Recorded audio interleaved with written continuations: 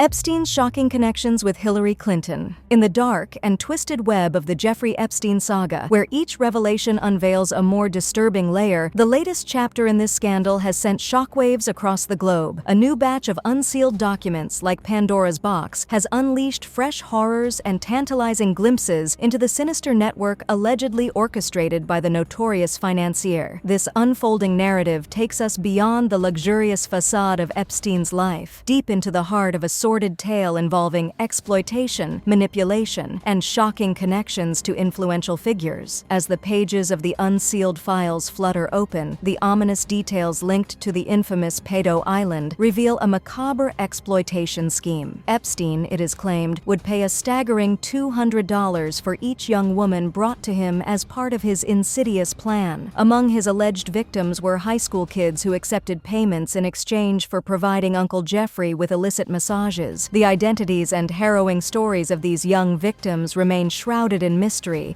as if their voices were silenced by the sinister power that the permanently erect Epstein wielded. With each passing revelation, the already unsealed records expanded to over 1,300 pages by mid-afternoon on a Friday in January 2024, promising more bombshell disclosures. In a sworn statement that reads like a descent into hellish darkness, purported victim Johanna Sjoberg testified about Epstein's disturbing behavior, claiming that he once pointed out a 19-year-old girl by his pool, boasting that he had recently taken her virginity.